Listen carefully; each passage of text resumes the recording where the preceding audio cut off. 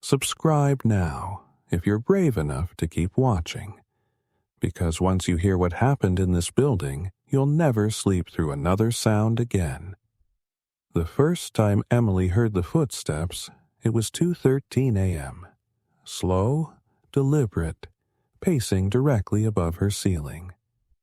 She sat up in bed, confused. Her building was old, the kind of 1940s apartment block that echoed every noise, but this was different. Steady, measured, almost like someone was walking in circles. She rubbed her eyes, reminding herself that apartment 6B, the one above hers, had been empty for months. She knew because the landlord boarded it up after a ceiling leak collapsed half the living room. The entire floor was under renovation, he said. Still, the footsteps went on. A pause, then another step, then a slow drag, like something heavy was being pulled across the floor. Emily threw on her robe and stared at the ceiling, heart pounding. Her cat, Milo, hissed toward the corner where the noise seemed to come from. "Hello?" she called. "Is anyone up there?" Silence. Then, a single knock 3 times directly above her bed. By morning, she convinced herself it was nothing. Maybe pipes, maybe old wood shifting. But when she mentioned it to the landlord, Mr. Rourke, his reaction unsettled her. His face went still. "You're sure it was from above?" "Yes," Emily said. It was footsteps and knocking. He shook his head slowly. "That apartment's sealed. No one's been in there for over a year. The floor's unstable. You wouldn't even be able to walk on it." She frowned. "So you're saying I imagined it?" The air inside the new hallway was colder than anything Emily had ever felt, a dead, heavy chill that made each breath sting. The flashlight beam trembled in Daniel's hand as they moved forward, their footsteps crunching over cracked tiles. The walls were bare, concrete gray, with long streaks of dark moisture running down like tears. "This shouldn't be here," Daniel muttered. "This wasn't on the blueprint." Emily nodded, too afraid to speak. The hallway stretched unnaturally far, bending slightly upward, like they were climbing into something not meant to exist. Behind them, the apartment door had vanished. Where there had been a wall, there was now only more hallway. At the end stood another door identical to the first, but newer. It had no handle, only a small square slot where the wood looked freshly broken. Emily pressed her ear to it. Faint humming, a woman's voice sobbed trembling, humming a tune she couldn't recognize. Daniel lifted the camera and began recording. "Proof," he whispered. He pushed the door open with his shoulder. The smell hit them first old perfume and mold. Inside was a furnished room, but not like anything in their building. The wallpaper was yellowed and patterned with faded roses. A rotary phone sat on a table, and the furniture looked straight out of the 1970s. "Is this some kind of preserved apartment?" Daniel said, stepping inside. "Like a time capsule?" Emily shook her head. "This isn't possible." Then the phone rang, a shrill metallic sound that echoed around the room. Daniel froze. "Don't answer it." But Emily did. "Hello?" Static hissed. Then a woman's voice, calm, distant, almost whispering, replied, "Why did you come back, Margaret?" Emily's hand went cold. "This isn't Margaret. Who is this?" "You shouldn't be here," the voice said. You died here. We all did." The line cut off. Daniel was already backing toward the door, but it was gone again, replaced by Olid wall. The wallpaper now looked newer, brighter, as though time itself had shifted. He turned back toward Emily, but the light from the flashlight dimmed to a weak blue glow. The room looked different. A framed photograph hung on the wall that hadn't been there before. It showed the same room, but inside it stood a woman who looked exactly like Emily, smiling faintly beside a man who looked like Daniel. Except the date printed in the corner read July 1973. "Emily," Daniel whispered, trembling. I know." They both turned as the humming started again, closer now. A shadow moved across the wall, not cast by them, but by someone walking in front of the flashlight's beam. "Who's there?" Daniel called. The shadow stopped, then slowly turned toward them, stretching across the floor like it was reaching out. The rotary phone rang again, louder, faster. Emily picked it up without thinking. This time the voice screamed, "Get out before he finds you." The ceiling above them groaned, long, drawn-out creaks like heavy footsteps. Dust fell from the light fixture. Daniel swung the flashlight upward. For a moment there was nothing. Then, faintly visible through the ceiling boards, a pair of bare feet standing above them. Emily clutched Daniel's arm. "That's where the footsteps come from," she whispered. He nodded, frozen. "But there is no floor above this one." The ceiling bulged downward slightly, bending under invisible weight. Then came a muffled whisper from above. "You shouldn't have opened the door." The light flickered and went out. When Daniel turned it back on, the room had changed again.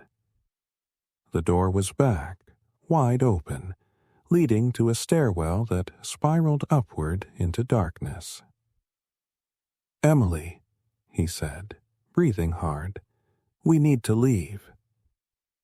She hesitated, staring up the stairs. That voice said, "Before he finds us." Who's he?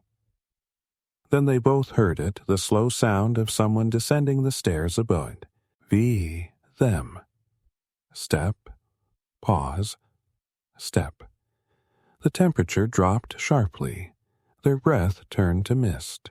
Daniel backed away, shaking the camera. "It's recording," he whispered. "Whatever this is, we have proof."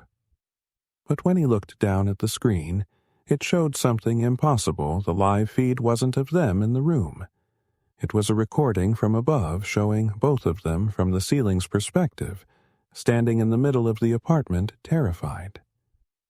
"Daniel," Emily whispered, "who's holding the camera up there?" The footsteps stopped.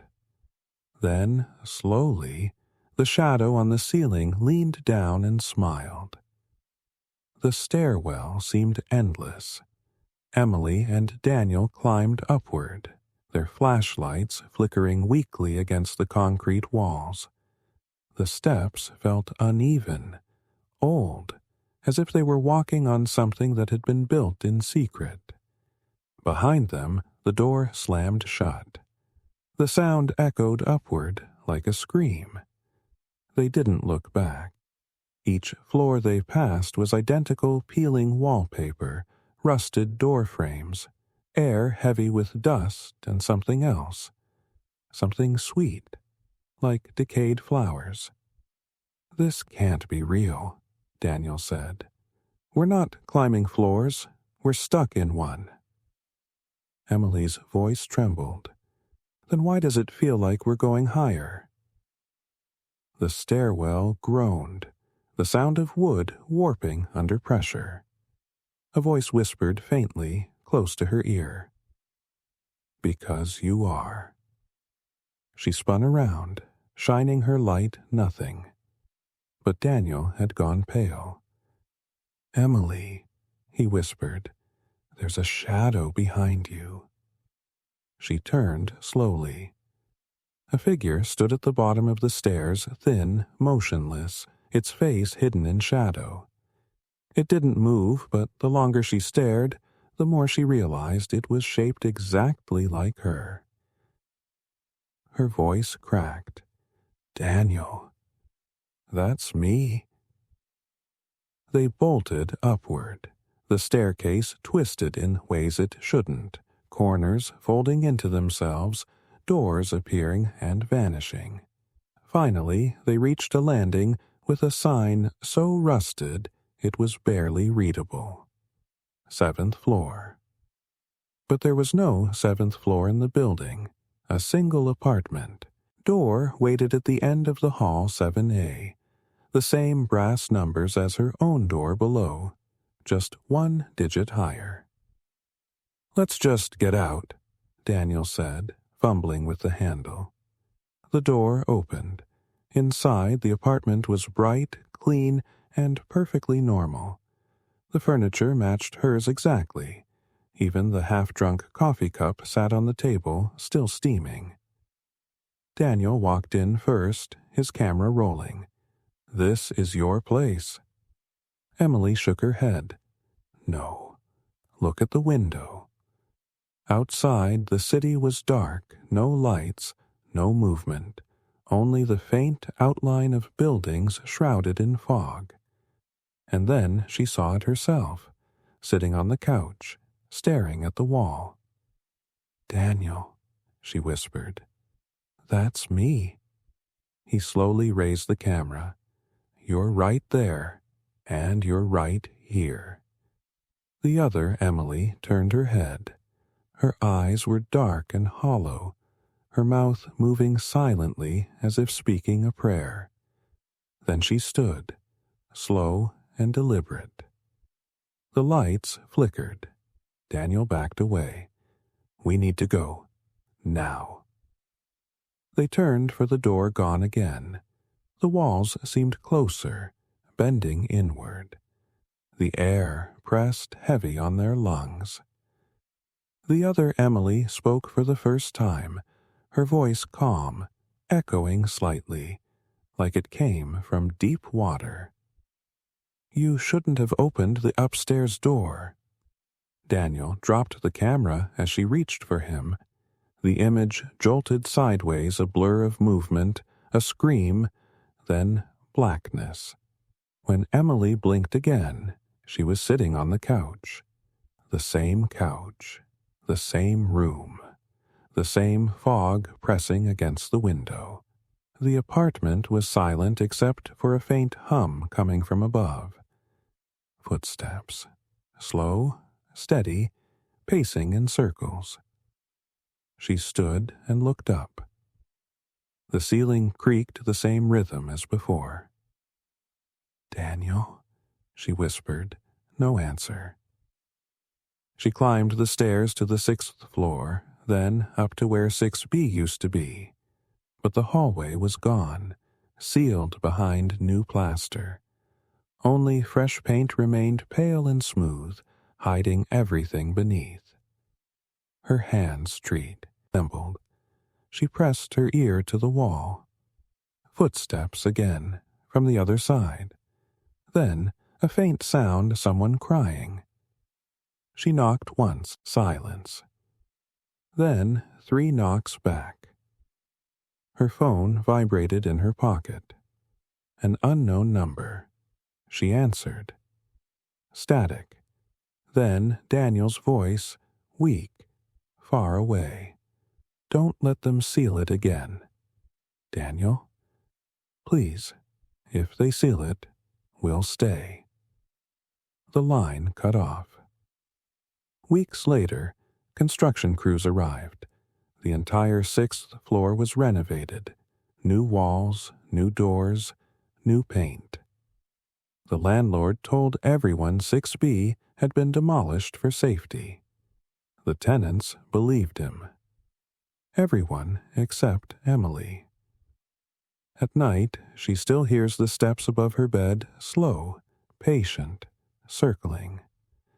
She's stopped calling the landlord, stopped telling herself it's just the pipes, 'cause sometimes, when she looks up, she swears she can see faint cracks forming in the ceiling. Cracks that pulse softly with light, as if someone's holding a flashlight from the other side. And every few nights, when the rain is heavy and the power flickers, the voice returns soft, calm, and far too familiar. Margaret, why did you come back? If this story haunted you, the next one will keep you awake. Hit subscribe if you dare. End of story.